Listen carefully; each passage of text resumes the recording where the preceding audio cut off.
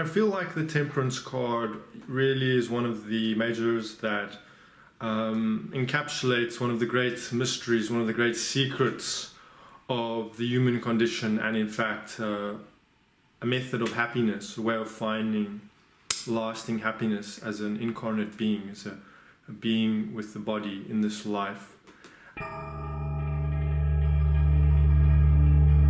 There have been many rather fanciful interpretations of that card after the magical revival, often having to do with alchemy and all sorts of things that are interesting. But I find that they often distract from the great teaching, the great spiritual teaching that is encoded in that card. Temperance is in fact the emblem of virtue itself, especially the four cardinal virtues. Temperance is really a card not of abstinence, which is, I think, how the virtue of temperance is sometimes misunderstood. But temperance is the capacity to do things in the appropriate quantity. And of course this has to do with the way in which we indulge pleasure, the way in which we enjoy our sensory pleasures. And on that emblem that is depicted with the water being blended with wine, the angel is blending water into the wine, which in the ancient world was a strategy for thinning out the wine that allowed you to enjoy more wine. You could drink for longer without becoming so inebriated that you couldn't continue. Instead, doing things in the correct proportion allows us therefore to enjoy whatever it is we do more fully. It can have a remarkable impact on our life when you realize that it's in fact moderation that increases pleasure, not indulgence, right? And this is one of the aspects of the Temperance card that I found very profoundly instructive and wise. But there is another aspect of the Temperance card, and I found has been a real source of wisdom and happiness and insight for me in my own experience, and that has to do with the blendedness of the two liquids. The angel is mixing water with wine. So there is this notion of something, if you like, which is, we could say, a bad thing that is blended with a good thing, right? And you might think, well, what does this have to do with me? Well, this emblem, therefore, really illustrates a fundamental property of embodied existence, of what it means to be a human being in the world.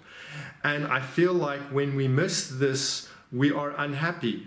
And this is that the good is always mixed with the bad. There is nothing absolutely pure in this world. There is nothing absolutely good in this world. For example, a friend of mine recently had become very disillusioned with a spiritual organization that he was involved in. And when discussing this with me in a somewhat embittered way, he was listing all the grievances that he had with this organization. And, saying, well, he's going to look for something that is better, that is purer. And I, for a fact, know that this organization or his involvement with this system has imparted profound benefits to him.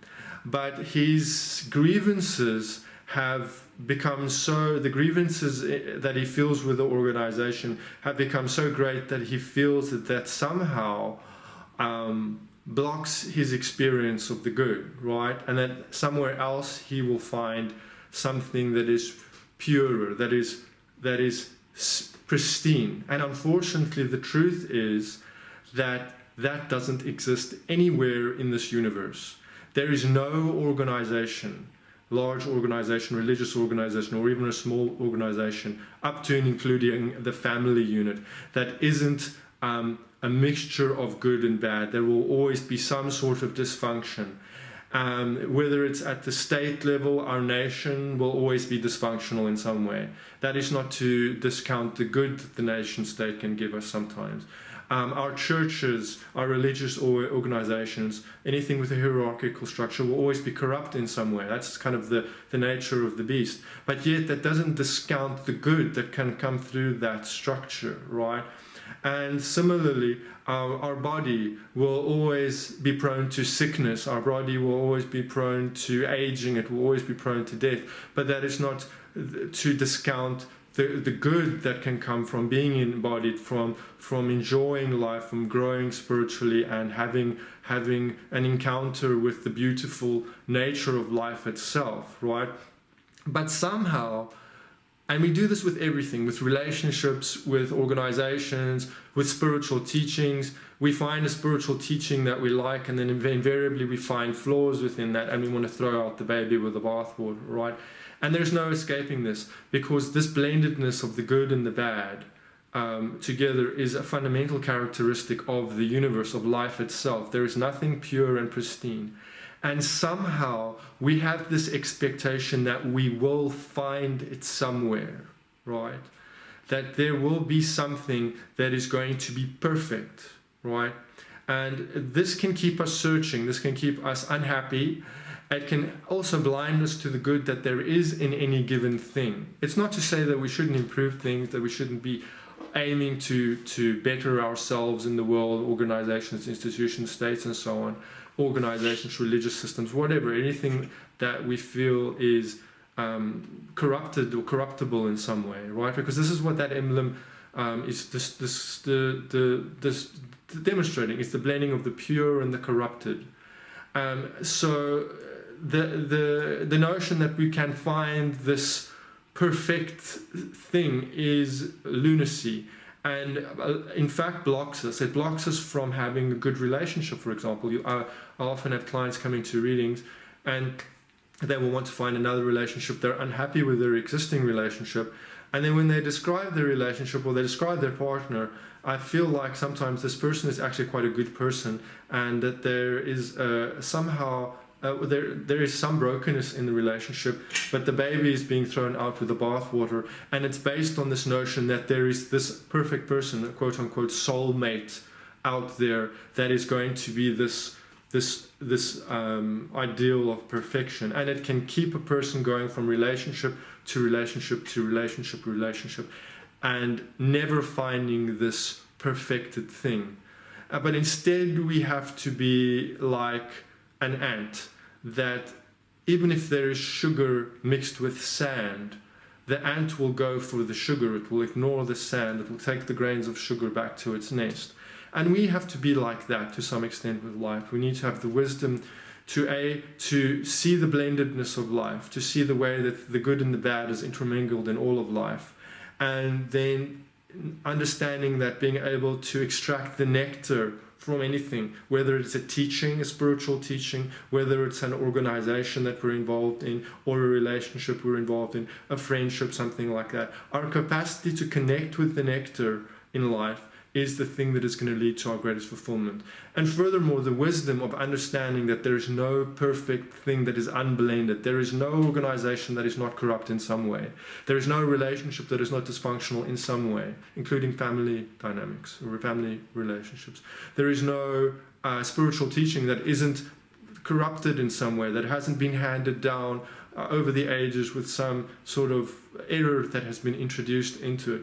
But with wisdom, we can connect with the nectar, and we can extract the wisdom out of anything. And if we live our life with this knowledge, knowing that this world is a blended place, it is a place of pain and bliss mixed together.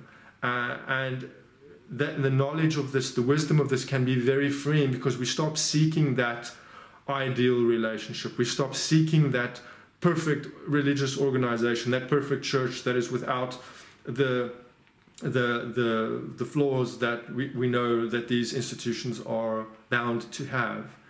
But instead, we are able to connect with the nectar, which we're able to draw the nectar out of life.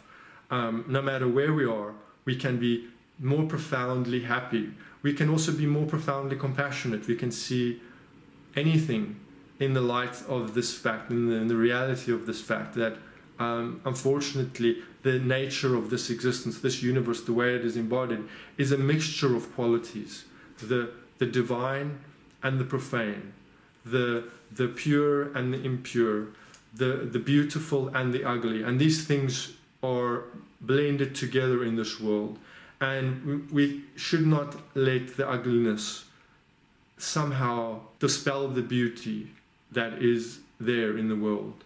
And the more we are able to connect with the nectar in life, the more we'll be able to find it everywhere.